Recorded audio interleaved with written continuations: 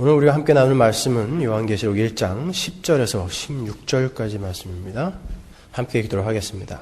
주의 날에 내가 성령에 감동하여 내 뒤에서 나는 나팔소리 같은 큰 음성을 들으니 가로되 너 보는 것을 책에 써서 에베소, 서머나, 버가모, 두아디라, 사대, 빌라델비아, 라오디게아 7교회에 보내라 하시기로 몸을 돌이켜 나더러 말한 음성을 알아보려고 하여 돌이킬 때에 7 금 촛대를 보았는데 촛대 사이에 인자 같은 이가 발에 끌리는 옷을 입고 가슴에 금띠를 띠고 그 머리와 털의 희기가 흰 양털 같고 눈 같으며 그의 눈은 불꽃 같고 그의 발은 풀무에 단련한 빛난 주석 같고 그의 음성은 많은 물소리와 같으며 그 오른손에 7 별이 있고 그 입에서 좌우에 날선 검이 나오고 그 얼굴은 해가 힘있게 비친 것 같더라. 아멘.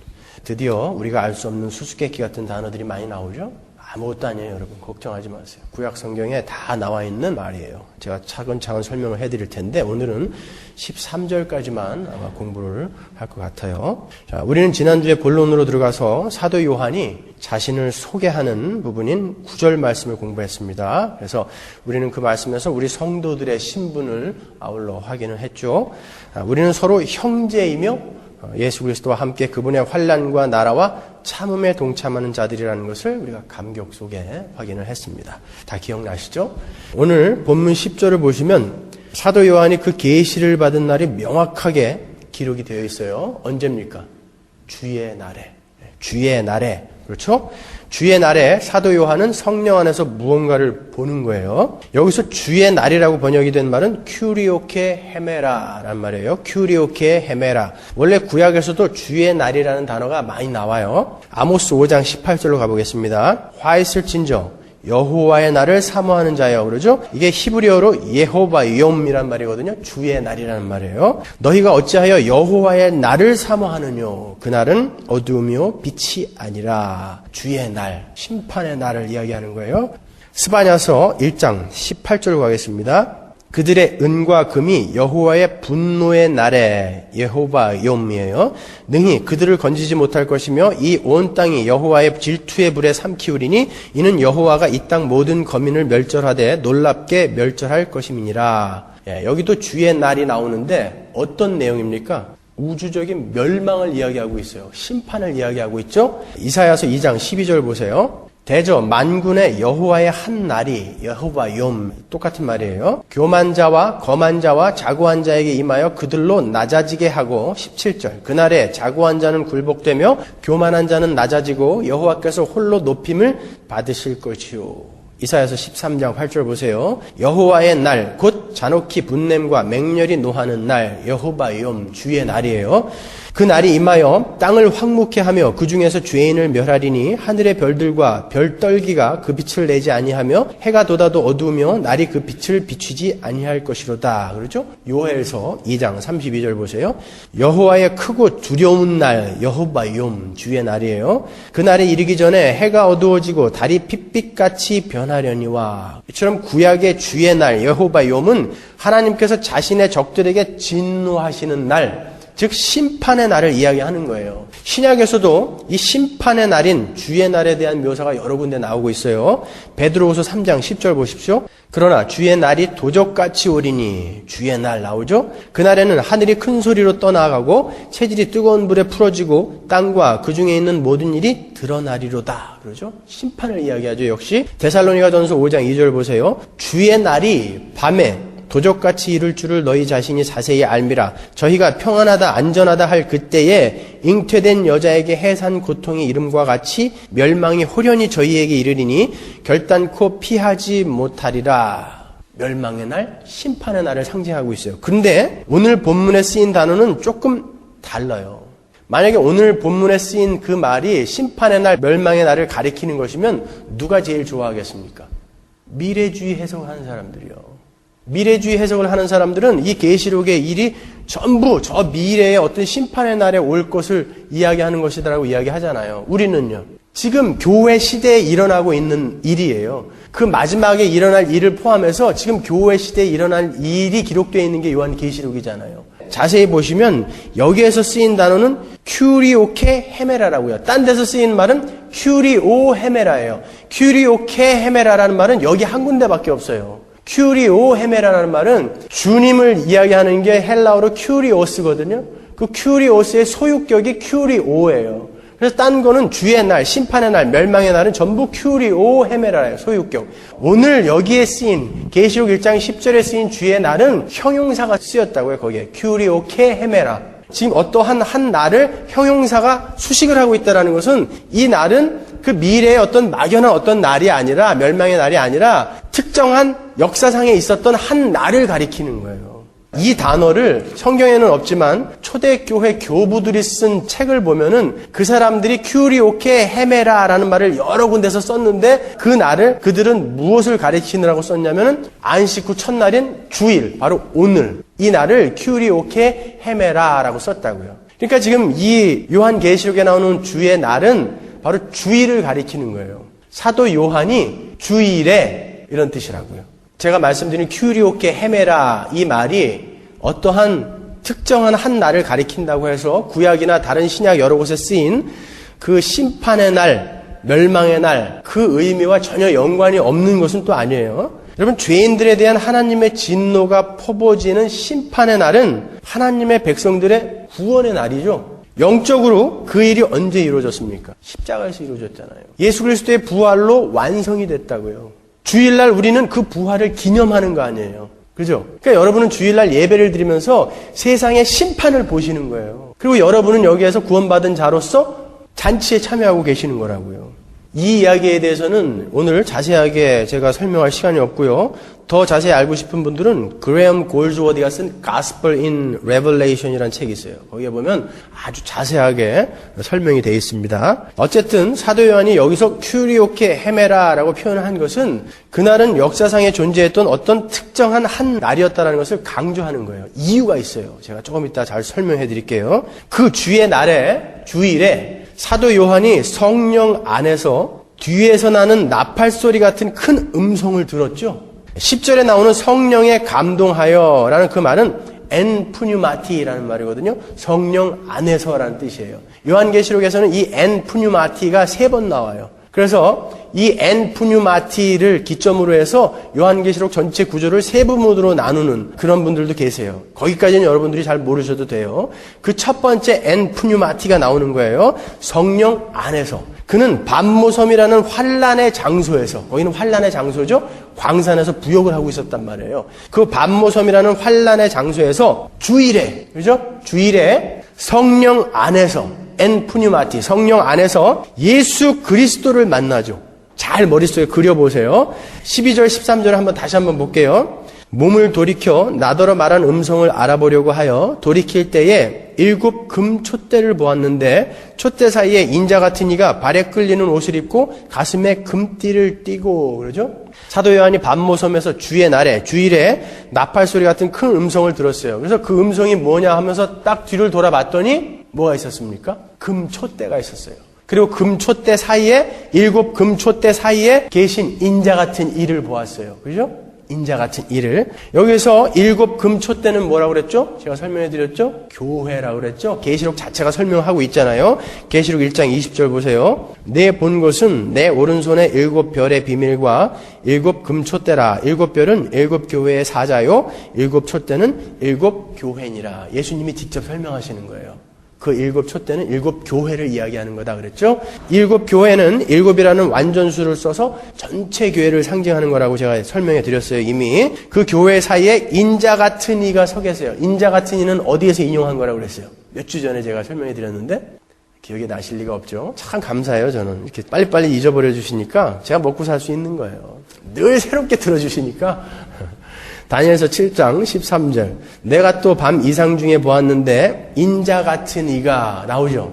인자 같으니 여기에서 인용한 거예요. 하늘 구름을 타고 와서는 구름을 타고 오시리라. 거기에서 인용한 거라고 그랬죠. 옛적부터 항상 계신 자에게 나와 그 앞에 인도됨에 그에게 권세와 영광과 나라를 주고 모든 백성과 나라들과 각 방언하는 자로 그를 섬기게 하였으니 그 권세는 영원한 권세라 옮기지 아니할 것이요 그 나라는 패하지 아니할 것이니라. 그래요. 다니엘서 이 구절은 메시아 예수 그리스도를 설명하는 구절이라고 그랬어요. 거기서 예수님을 인자 같으니다 라고 표현해요. 권세와 나라를 갖고 있는 그 예수님을 인자 같으니, 지금 사도 요한은 바로 그 예수님이 교회 사이에 서 계신 것을 보았다라고 하는 거예요. 언젠가 친구들과 함께 변화산에서 봤던 그 예수님이 지금 교회, 7교회 사이에 서 계신 것을 지금 보았다라는 거예요. 그 권세와 영광과 능력과 나라를 상징하기 위해서 인자 같은 이라는 단어를 갖다가 써서 예수님을 표현하신 거예요.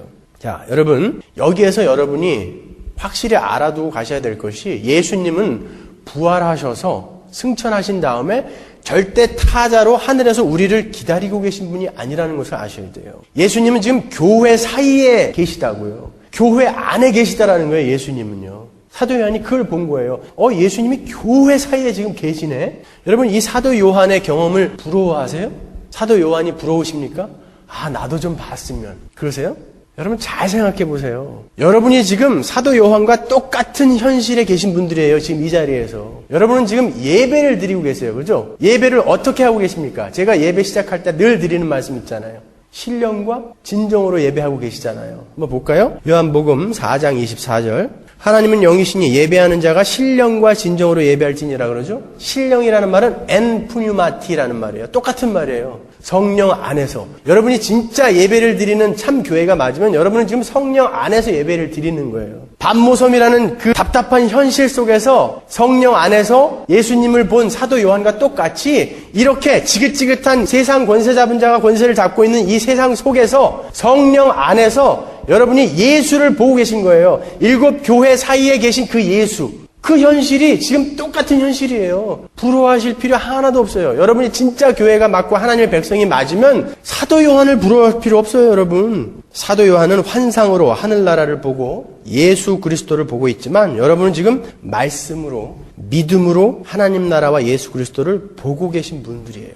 사도 요한이 환란의 현실 속에서 성령 안에서 하늘을 체험하듯이 여러분도 이 환란과 핍박의 현실 속에서 성령 안에서 엔푸뉴마티 예수 그리스도를 보고 계신 분들이라는 거예요. 그것이 예배인 것입니다. 여러분 정말 여기가 천국이세요? 그가 성령 안에서 이 답답한 현실 속에서 반모섬에서 부역을 하던 그곳에서 성령 안에서 천국을 봤잖아요. 여러분들도 분명히 똑같이 여기서 천국을 보시는 분들이라고 하는데 진짜 여기가 천국이냐고요. 반모섬에 더 가깝죠, 여기는요. 그죠? 여러분이 정말 하나님의 백성이 맞으면 여기는 여러분의 천국이셔야 돼요. 천국의 삶을 직접 여러분이 경험하는 곳이어야 돼요. 히브리서 12장 22절 보세요.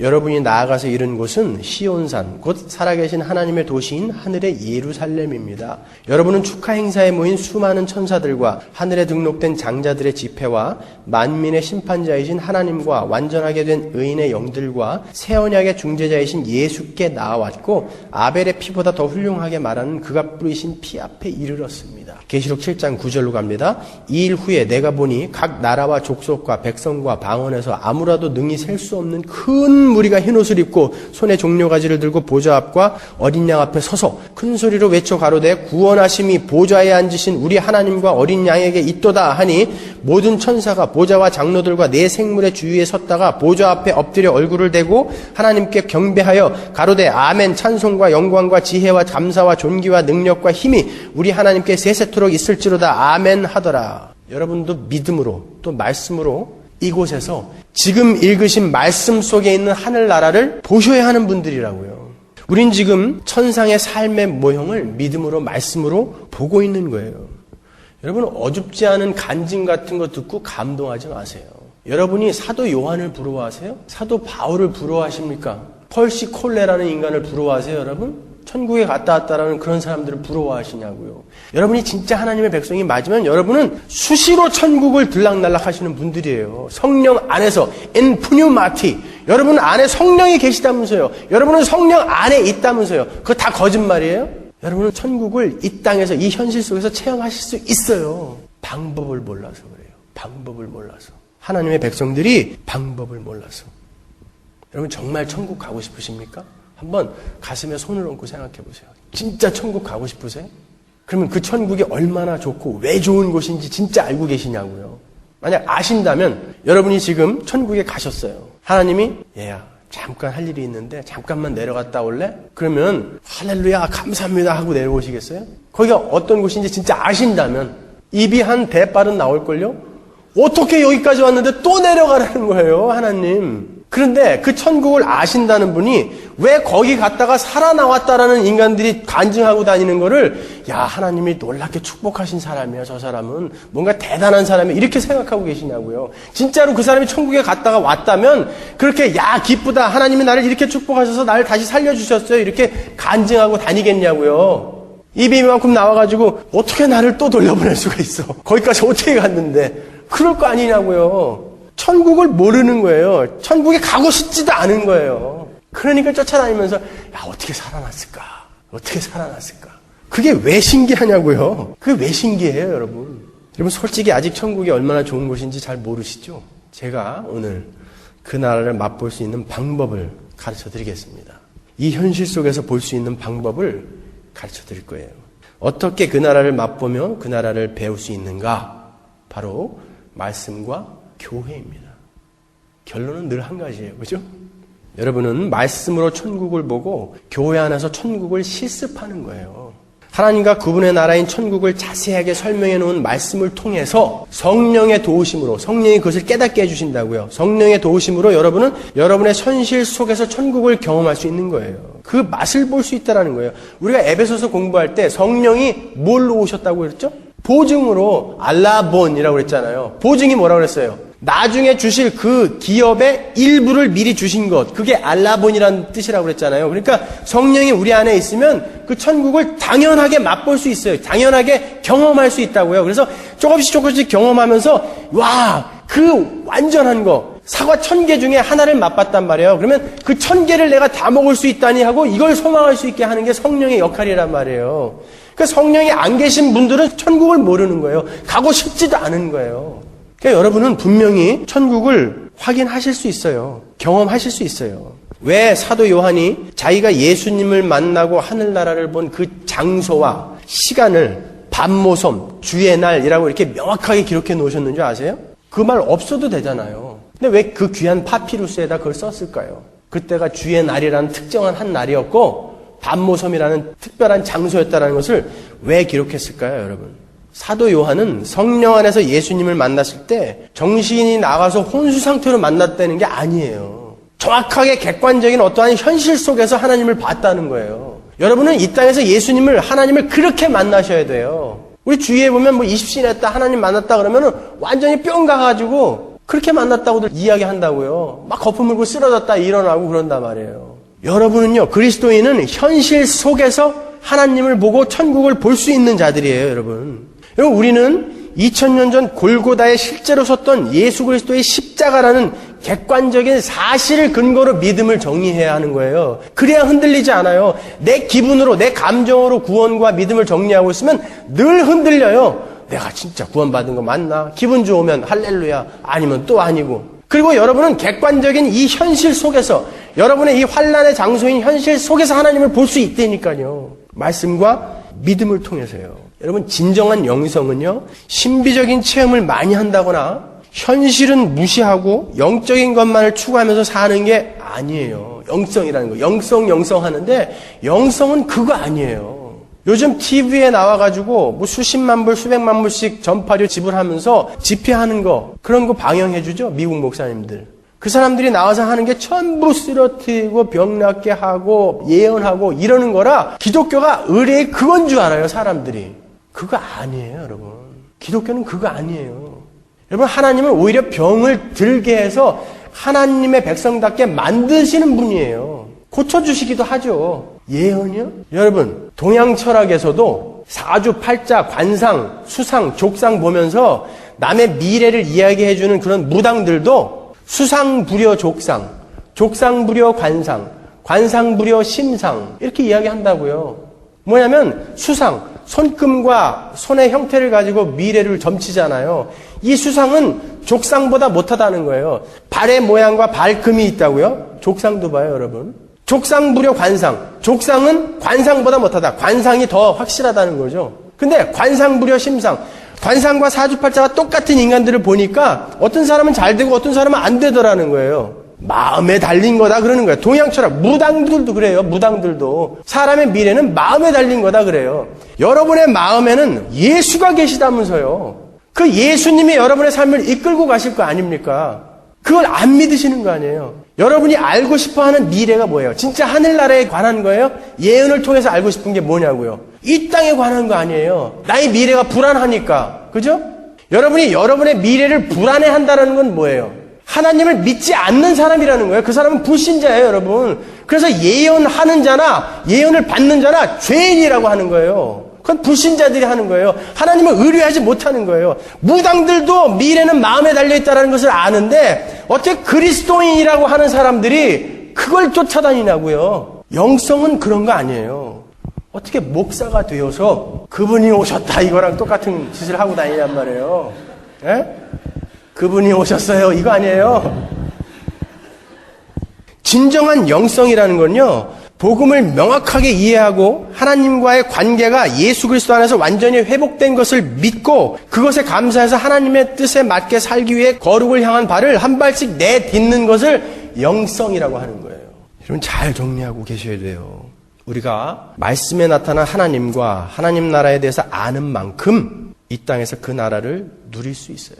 여러분 안에 성령이 계시고 성령 안에 여러분이 계시지 않습니까? 성령께서 이 현실 속에서 여러분에게 성경 말씀에 나타난 천국의 비밀을 조금씩 알려주시는 거예요. 11절에 보시면 예수님께서 사도 요한에게 네가 보는 것을 책에 기록하여 7 교회 곧 에베소와 서모나 버가모 두아디라 사데 빌라델비아 라우디게에 있는 교회로 보내라 이렇게 하셨습니다. 이 교회 순서는 여기 흑해가 있고 지중해가 있으면 여기 그리스가 있어요.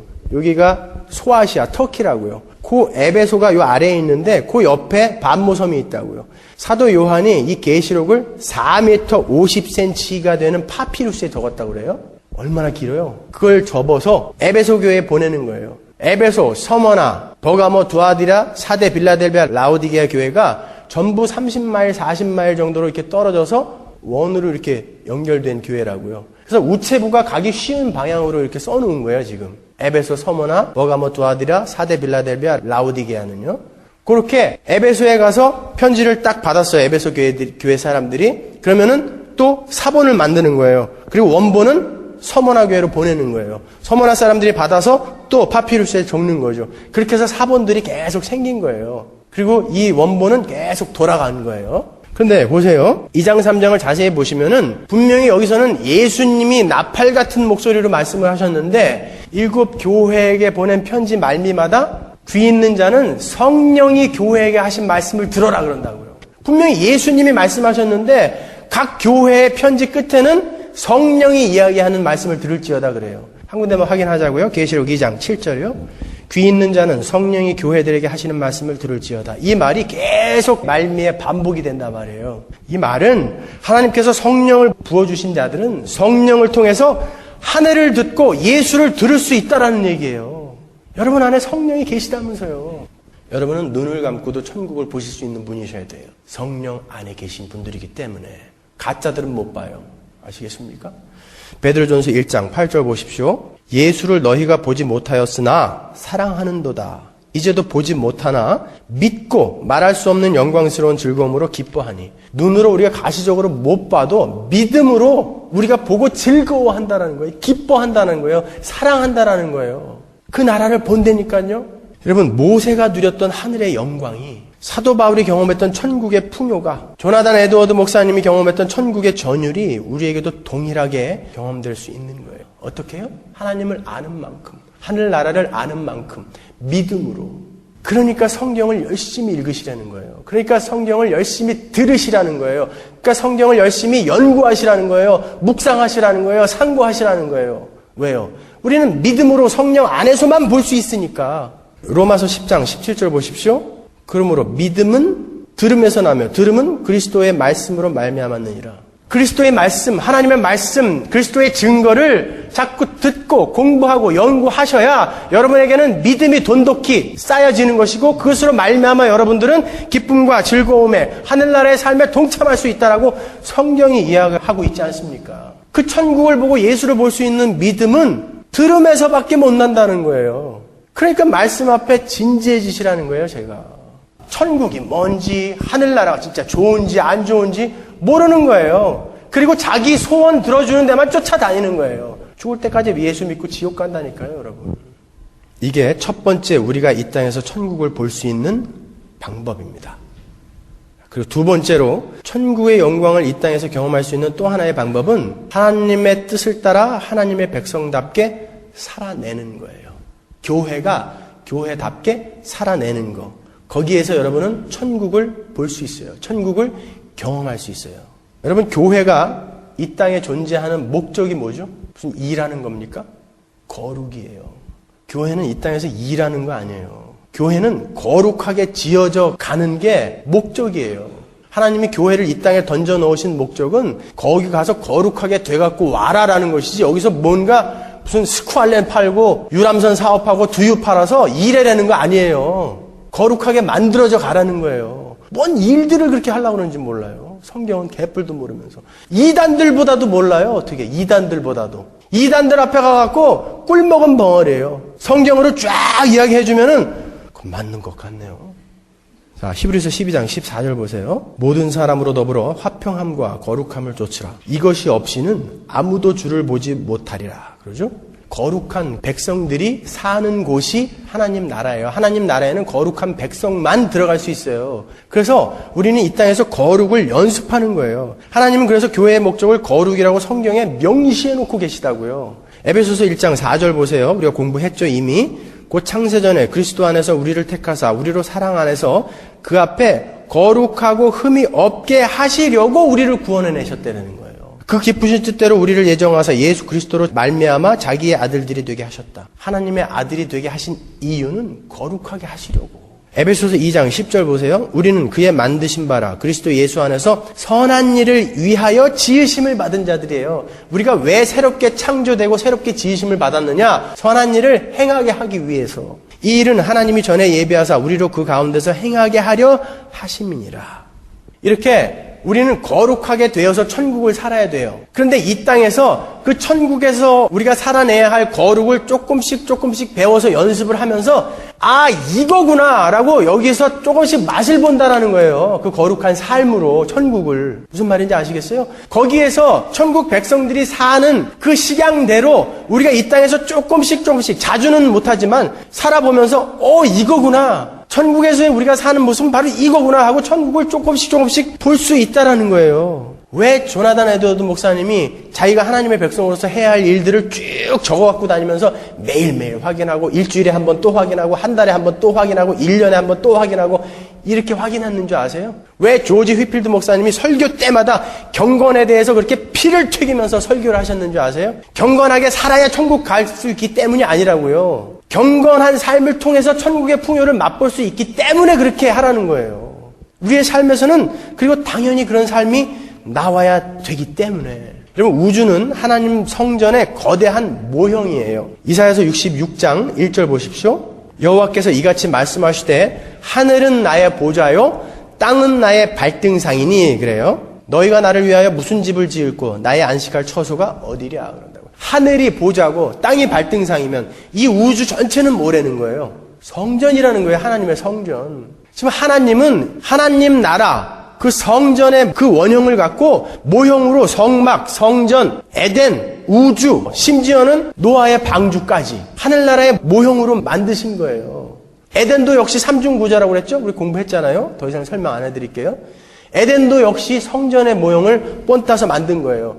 거기에 있는 인간은 뭐예요? 에덴이 성전이면 성전을 이루고 있는 하나의 살아있는 벽돌이었어요. 인간은요. 근데 이 벽돌이 보좌에 앉겠다고 반역을 한 거예요. 그러나 거기에서 이제 회복된 살아있는 벽돌로 회복된 자들이 있다고요. 그게 교회예요. 여러분들. 그 성전은 자체가 빛을 내고 있어요. 계시록 21장 한번 가보겠습니다. 성 안에 성전을 내가 보지 못하였으니 이는 주 하나님 곧 전능하신 이와 및 어린 양이 그 성전이심이라. 그 성은 해나 달의 비춤이 쓸데없으니 이는 하나님의 영광이 비치고 어린 양이 그 등이 되심이라. 그러죠? 성전이 누구예요? 예수 그리스도. 그분은 빛이세요.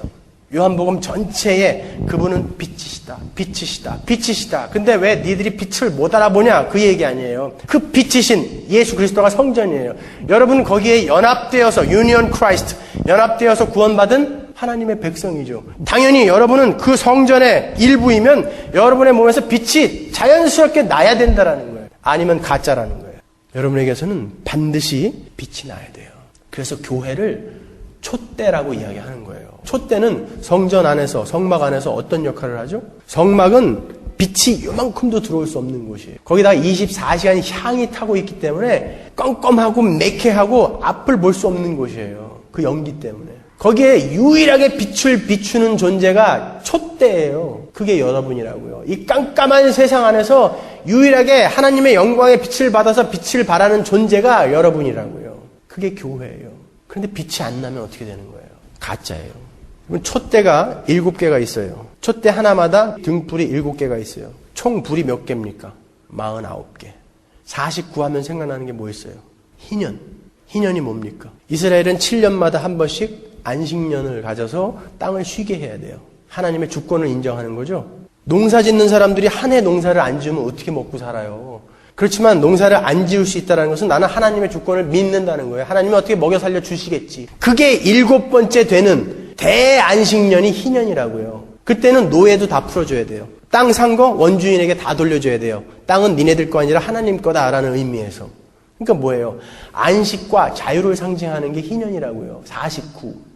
안식과 자유에 동참한 교회인 여러분. 여러분이 바로 촛대라고요. 그래서 촛대에 불이 49개가 있는 거예요. 그들은 빛을 발해야 돼요. 도망갈 수 없어요. 빛이 안 나는 교회는 교회가 아닌 것입니다.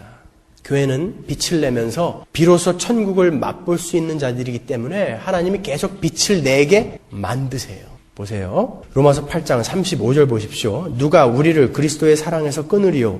환난이나 곤고나 핍박이나 기근이나 적신이나 위험이나 칼이랴 기록된 바 우리가 종일 주를 위하여 죽임을 당케 되며 도살할 양같이 여김을 받았나이다 함과 같으니라. 그러나 이 모든 일에 우리를 사랑하시는 이로 말미암아 우리가 넉넉히 이기느니라. 내가 확신하노니 사망이나 생명이나 천사들이나 권세자들이나 현재일이나 장래일이나 능력이나 높음이나 기쁨이나 다른 아무 피조물이라도 우리를 우리 주 그리스도 예수 안에 있는 하나님의 사랑에서 끊을 수 없으리라. 어떠한 환난, 공고, 핍박, 기근, 적신, 위험, 칼 어떤 것도 우리를 하나님의 사랑에서 끊을 수 없다는 거예요. 하나님의 사랑이라는 건 뭐예요? 하나님이 우리를 거룩하게 만들어 가시는 그 길에서 우리를 방해할 것은 어떤 것도 없대라는 거예요. 환난은 뭐라고 그랬어요? 지난주에?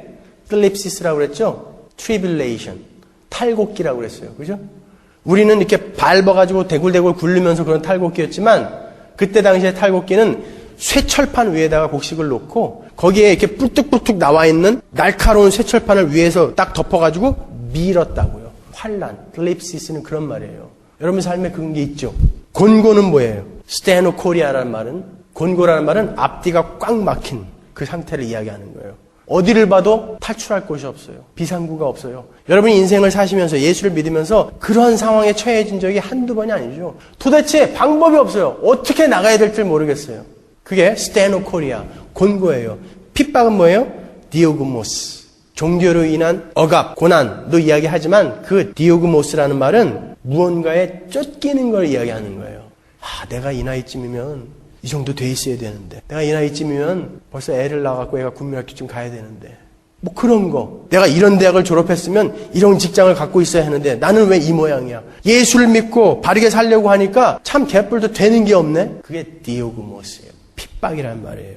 기근이나 위험, 위험은 김노테스, 창피를 당하고 부끄러움을 당하는 걸 이야기하는 거예요. 칼은 뭐예요? 전쟁. 그런 것들이 여러분을 하나님의 백성으로 거룩하게 만들어져가는 그 길에서 그런 것들이 여러분을 방해 못한다는 거예요. 그러면 그런 일이 있다는 거 아니에요? 여러분의 삶에. 그런 일이 여러분의 삶에 있다라는 거예요. 그걸 다 없애줄게가 아니라고요. 그런 일이 있는데 그런 일이 너희를 그 사랑에서 끊을 수 없다? 31절로 한번 올라가 보세요. 그런즉 이 일에 대하여 우리가 무슨 말 하리요? 만일 하나님이 우리를 위하시면 누가 우리를 대적하리요? 하나님께서 그 하나님의 백성으로 거룩하게 만들어져가는 그 길에서 우리를 대적하는 것이 있으면 다 부셔버리겠다라는 거예요. 그런데 그 밑에는 뭐예요? 환난과 기근과 핍박과 곤고와 위험과 적신과 칼이 있어요. 뭔가 안 맞잖아요. 그죠? 다 부셔준 다음에 왜 그런 건 있냐고요. 잘 들어보세요, 여러분. 여러분이 이것만 잘 이해하셔도 기독교가 뭔지 금방 아실 수 있어요. 여러분이 신앙생활 하는데 여러분 주변에 여러분이 예수 믿는다고 진짜 막 그렇게 두들겨 패면서 억압을 하는 대적들이 많이 있습니까? 진짜 많아요? 있을 수도 있어요. 그런데 그렇게 많냐고요? 성경에서 이렇게 많은 부분을 할애해서 기록해 놓을 만큼 그렇게 여러분 대적이 많아요? 별로 없어요. 솔직히 이야기해 보세요. 별로 없어요. 그런데 성경은 왜 여러분에게 대적이 있다라고 이야기하냔 말이에요. 여러분이 거룩한 백성으로 만들어져 가는 데 있어서의 대적은 옆에서 너 예수 믿으면 죽어 이렇게 여러분을 핍박하는 사람들 뿐만이 아니라 다른 모습으로 한 대적들이 있다라는 거예요. 뭐예요? 돈, 출세, 건강, 명예, 자식 그런 거 이루고 지켜내느라고 여러분은 신앙생활 제대로 못하잖아요. 하나님이 대적을 부셔버리겠다라는 것은 네가 거룩한 백성으로 만들어져 가고 있는데 너를 방해하는 대적을 내가 부셔버리겠다라는 거예요. 여러분이 돈을 버느라고 신앙생활을 잘 못하면 하나님은 그 대적을 부시는 거예요. 사업이 망하는 거예요. 너무 건강해서 맨날 술을 퍼마셔도 난 다음 날이면 멀쩡해. 그리고 너무 건강해서 맨날 골프 쳐야 돼요. 그것 때문에 신앙생활을 못하면 하나님이 그 대적을 치신다니까요. 부셔요. 병이 생기는 거예요. 여러분들에게요. 자식이 속썩이는 건 뭐예요? 내가 신앙생활 하는데 얘가 방해가 되는 거예요. 너무너무 귀하니까 하나님은 대적을 치신다니까요. 그 모습이 하나님이 대적을 계속 쳐가시는 모습이 우리의 삶에 환난과 기근과 곤고와 핍박과 칼과 위험과 적신으로 보여지는 거예요. 여러분이 이 로마서 8장만 잘 이해해도 기독교가 뭔지 금방 아실 수 있어요. 여러분 하나님은 우리를 미친 듯이 사랑하세요. 미친 듯이. 맹렬한 사랑. 불경한 표현인 줄 알지만 제가 새벽기도 때 인도하면서 이 단어가 퍼뜩 생각나가지고 우리 유은성이하고 저하고만 막 웃었어요. 미친 듯한 사랑. 미친 듯한 사랑이에요. 하나님은 우리만 보세요. 그 하나님과의 관계에 있어서 다른 게 방해가 되면 다 끊어버리세요. 하나님을 사랑하고 하나님의 거룩한 백성으로 만들어져 가는데 방해가 되는 것은 다 부셔버리세요. 다 부셔버리세요. 그 맹렬하고 그 미친 듯한 그 사랑. 그 사랑을 여러분이 아시냐고요. 그게 피조물인 우리가 유일하게 살 길이기 때문에 그래요. 그럼 고린도후서 1장 8절 보세요. 지난주에도 우리가 한번 봤는데 형제들아 우리가 아시아에서 당한 환난을 너희가 알지 못하기를 원치 아니하노니 힘에 지나도록 심한 고생을 받아 살 소망까지 끊어지고 우리 마음에 사형 선고를 받은 줄 알았으니 이는 우리로 자기를 의뢰하지 말고 오직 죽은 자를 다시 살리시는 하나님만 의뢰하게 하심이니라. 나만 사랑해라라는 말이에요. 하나님만 의뢰하게 하시기 위해서 우리의 나머지 대적들은 하나님은 언제든지 다 부셔버릴 수 있다라는 거예요. 그게 기독교예요, 여러분. 그게 기독교예요. 여러분, 오직 우리만을 바라보시는 우리를 향하신 하나님의 맹렬하신 그 사랑을 정말 아십니까?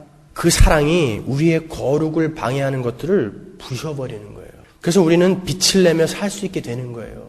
그런 것들을 하나님이 부셔줌으로써 그러한 삶 속에서 우리는 천국의 삶을 조금씩 알아가는 거예요. 예수님은 성령 안에 있는 사도 요한에게 나팔 같은 목소리를 말씀하셨다고 그러죠. 오늘 본문에서 성경에서 나팔은 레위기에서 나팔은 언제 쓰던 거였어요? 나팔을 만들어라 그러잖아요. 하나님의 백성들을 깨울 때 쓰던 거예요. 진굴할 때, 떠야 할 때 나팔을 부신다고요. 하나님이 지금 우리에게 하시고 싶은 말씀이 있는 거예요. 나팔을 부시는 거예요. 교회야 내 말을 좀 들어라. 깨라 좀. 너희들이 지금 도미티안 황제 치하에서 그렇게 고통을 당하고 환난을 당하고 있지? 그래, 내가 안다. 그러나 그 환난의 정체를 좀 제대로 알아라. 거기에서 절망하고 좌절하고 낙담하지 말아라. 하나님이 나를 버리셨나 봐. 그렇게 생각하면 안 된다는 거예요. 오히려 하나님이 나의 대적을 부수고 계신 장면이라는 것을 좀 명확히 알라는 거예요. 그들은 구약을 줄줄 외웠던 사람 아니에요. 스가랴서 4장에서 뭐 배웠습니까? 촛대에 감람나무에서 금기름이 계속 부어져서 빛을 발하고 있잖아요. 우리는 성령으로 말미암아 단 한순간도 빛을 발하지 않으면 안 되는 자들이 되었다고요. 여러분 안에 성령이 계시기 때문에. 그럼에도 불구하고 너희들의 삶에 환난과 공고나 핍박과 기근과 적신과 위험과 칼이 있다라는 것은 이유가 있을 거 아니냐라는 말이에요. 그러니까 이겨라. 이 모든 일은 합력하여 선을 이루는 데 필요하기 때문에 너희들에게 준 거니까 이겨라. 죽음조차도 그 사랑에서 너희들을 끊어내지 못한다. 죽음조차도. 하나님은 우리에게 그 말씀하고 계시는 거예요. 여러분, 여러분이 망한 것이 그렇게 아까우십니까? 대학을 졸업하고도 변변한 직장 하나 잡지 못하고 빌빌대는 게 창피하세요? 여러분이 호레비가 되고 과부가 된 게 그렇게 부끄러우십니까? 여러분, 이제 여러분은 그리스도인이에요. 여러분은 세계관과 인생관과 우주관을 바꾸셔야 돼요. 유교라는 것이 이 기독교에 얼마나 큰 해악을 입혔는지 몰라요. 여러분의 인생관, 세계관을 바꾸셔야 돼요. 오히려 그것이 하나님의 사랑의 손길이요 축복일 수 있다는 거예요. 여러분, 예수 믿고 너무 행복하면 안 돼요. 여기 청년들도 많지만 너무 좋은 사람하고 결혼해도 안 돼요. 그게 기독교예요, 여러분. 그런 얘기는 제가 안 하려고 했지만 여러분은 훈련 교관을 만나야 돼요. 우리가 이 땅에 존재하는 이유는 거룩을 향해서 가는 그 이유밖에 없어요. 교회의 목적, 교회가 이 땅에 존재하는 목적 잊지 마세요. 거룩이에요, 그것은. 미우라 아야코라는 분이 70에 돌아가셨어요. 70평생에 40년을 대장암과 폐결핵, 디스크로 병상에서 일어나질 못했던 분이에요. 그분이 말년에 쓴 책에 이런 글이 있어요. 하나님, 왜 나만 편애하세요? 하나님, 왜 나만 사랑하세요? 그분의 진심이었어요. 하나님, 왜 나만 이렇게 사랑하세요? 여러분의 현실을 그렇게 바라볼 수 있어야 하는 게 그리스도인이에요, 여러분. 재작년에 세상을 떠나신 필라델피아의 제10교회 제임스 보이스 목사님이 이렇게 말씀하셨어요. 설교 중간에. 오늘날의 교회는, 우리 교회는 nominal 크리스찬으로 꽉 차 있습니다. 명목상의 그리스도인, 썬데이 크리스찬, 구원과는 아무 상관없는 가짜들로 우글거린다라는 거예요. 자기 교회에서 설교를 하는데 존 스토트 목사님, 존 메가더 목사님, 마틴 로이드 존스 목사님도 똑같은 이야기를 했어요. 찰스 스펄전. 여러분, 이 중에 90% 이상 다 가짜입니다. 왜 자기 교회 사람들에게 그런 이야기를 했을까요? 사랑하는 자기 교회 교인들에게 왜 그런 소리를 했을까요? 여러분은 매일매일 점검하고 확인하셔야 되는 거예요. 내가 진짜인지 가짜인지. 그게 중요한 거예요. 사느냐 죽느냐의 문제 아닙니까, 그게. 내가 진짜인지 가짜인지 매일매일 좀 확인해 보라는 거예요. 종의 기원을 썼던 그 진화론을 완성한 찰스 다윈은요, 캠브리지 대학의 신학생이었어요. 목사가 되겠다고 분연히 일어섰던 신학생이었다고요. 칼 막스도 베를린 대학에서 신학을 전공한 신학생이에요. 그가 졸업 논문으로 쓴 요한복음 15장 강해는 아직까지도 아주 굉장히 유명한 작품으로 남아있다고요. 그런데 왜 그들이 말년에는 하나님을 부인하고 하나님을 부정하는 자로 그렇게 세상을 떠나게 됐냐 말이에요. 여러분은 자신 있으세요? 여러분이 신앙생활 열심히 하고 종교생활 열심히 한다고 진짜라는 확신이 있냐고요. 뭘 근거로 이야기하실 거예요? 여러분이 이단들보다 성경도 모르고 이단들보다 경건하게 살지도 못하고 뭘 근거로 여러분이 진짜라고 이야기하실 거냐 말이에요. 매일매일 확인하셔야 돼요. 성경을 근거로 매일매일 확인하셔야 돼요, 여러분. 나는 어디를 보고 있는가? 나는 무엇을 목표로 살고 있는가? 난 진짜 그리스도인 맞는가? 매일매일 확인하셔야 돼요. 여러분, 교회는 성전으로서 빛을 발할 때만 천국을 체험할 수 있어요. 성령 안에서 말씀 속에서만 천국을 볼 수 있어요. 여러분이 어디에 진지해지셔야 되는지 아시겠죠? 여러분은 요한이 밤모섬이라는 그 환란의 현실 속에서 성령 안에서 하늘을 보고 예수를 보고 기뻐 뛰었듯이 이 지긋지긋한 현실 속에서 여러분은 성령 안에서 하늘을 보고 예수를 보실 수 있어야 되는 분들이에요. 그분들이 진짜예요. 아니면 다 가짜입니다. 먹고 싶은 거 마음대로 먹고 하고 싶은 거 마음대로 하세요. 어차피 지옥 갈 거예요. 매일매일 확인하세요. 매일매일 확인하세요. 더욱더 성경 앞에, 말씀 앞에 진지해지십시오. 여러분은 이 주의 날에, 주일에 성령 안에서 믿음으로 천국을 보셔야 합니다. 여러분의 거룩한 삶 속에서 천국을 경험하셔야 합니다. 그것이 교회입니다. 여러분이 추구해야 할 것은 여러분의 문제가 해결되고 돈이 벌리고 소원이 이루어지는 것으로 여러분이 얻는 행복 아닙니다. 그러한 나의 상황과 환경은 하나도 변한 것이 없는데도 불구하고 나에게 주어지는, 나에게 부어지는 풍요와 자유와 안식, 그 하늘의 풍요와 자유와 안식을 추구하셔야 되는 거예요. 여러분의 그 처절한 상황이 오히려 여러분의 빛의 삶을 막는 대적을 하나님께서 부수고 계시는 축복의 순간일 수 있다는 것을 잊지 마십시오. 그것을 깨달았으면 좌절의 자리, 그 절망의 자리에서 이제 일어나십시오. 그리고 주위 사람들한테 크게 이야기해 주세요. 하나님, 왜 하나님은 나만 이렇게 사랑하세요? 하나님, 왜 하나님은 나만 이렇게 편애하십니까? 그렇게 자신 있게 이야기할 수 있는 사람만 그리스도인입니다. 환난을 당하고 계신 여러분, 예수를 믿고도 왜 일이 이렇게 안 풀리는 거야? 고통스러운 여러분, 왜 앞뒤가 꽉 막힌 이런 상황은 나한테만 있는 거야? 왜 이런 부끄러운 일은 나한테만 있는 거야? 나는 왜 이렇게 세상에 늘 쫓겨서만 살아야 돼? 그렇게 환난 속에 계신 여러분, 여러분은 잘 가고 계신 거예요. 여러분이 진짜입니다. 기도하겠습니다.